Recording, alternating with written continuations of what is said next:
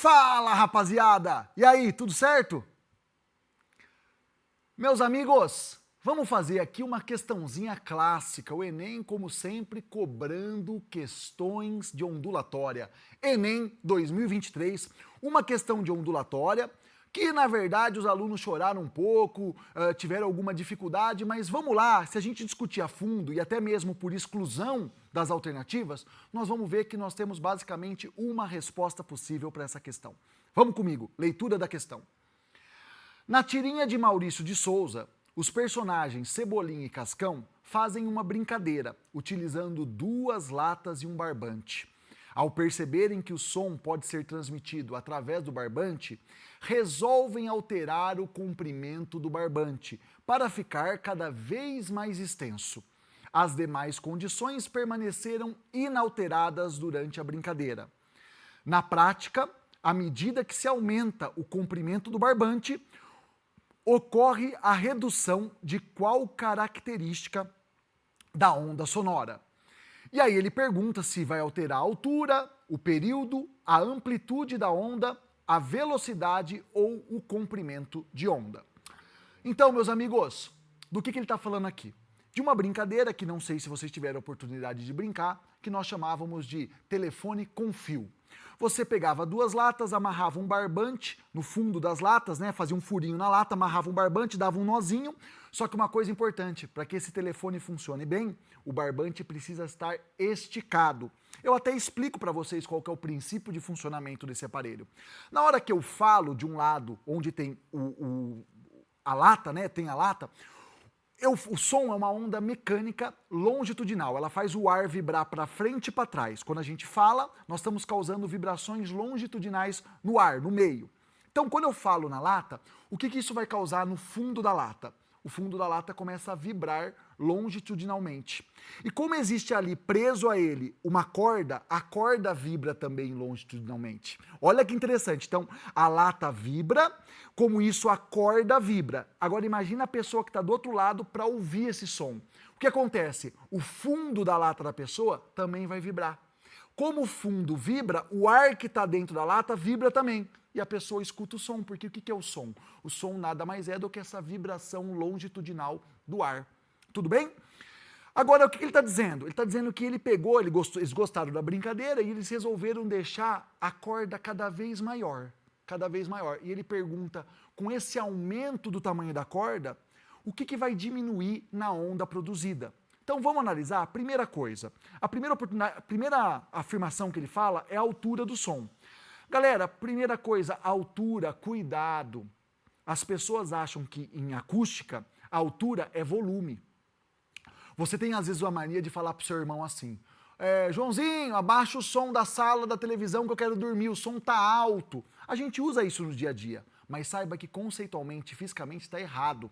Na verdade, quando você está incomodado com o som da televisão que seu irmão está ouvindo, porque o volume está alto, ele está com a intensidade alta, com a amplitude da onda muito alta. Na verdade, você quer uma redução da intensidade sonora.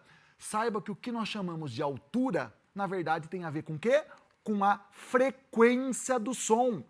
Ou seja, com aquilo que a gente pode chamar de som grave, som agudo. Então, só para dar um exemplo, criança tem voz aguda. Não, de um modo geral, as crianças têm voz aguda. O que é voz aguda? É voz alta. Então, um som que a gente fala assim, é um som fininho, aquela coisa... Isso é um som agudo. O som baixo não quer dizer que o volume seja baixo. Som baixo quer dizer um som grave. Um exemplo famoso de um som muito grave é um trovão. Quando cai aquele trovão, aquele barulhão que faz é um som...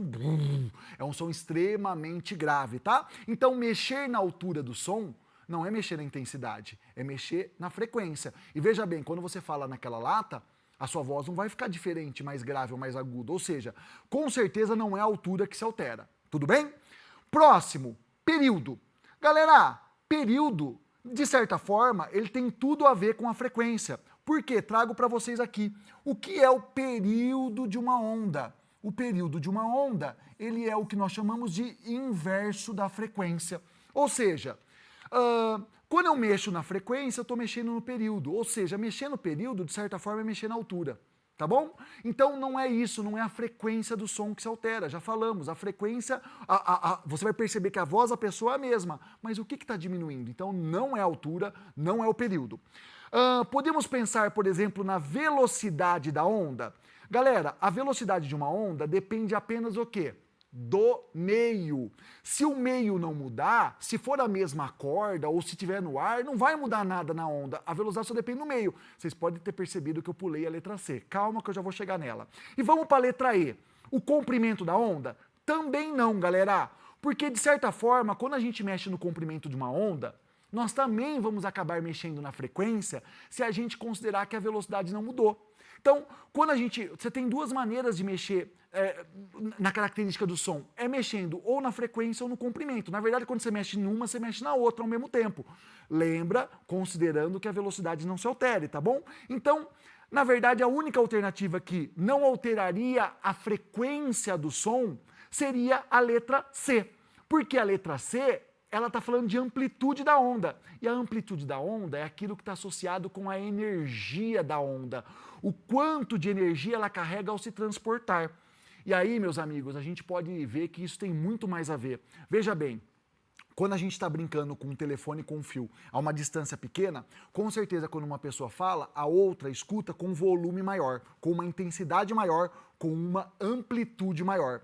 Conforme esse fio vai ficando mais comprido, maior, é como se a energia fosse dissipada no meio do caminho. Ou seja, o que chega para a pessoa no final é um volume menor, uma intensidade menor, uma amplitude menor. Ou seja, qual a característica da onda que se altera nesse processo? A energia. E a energia, nesse caso, está associada a que característica?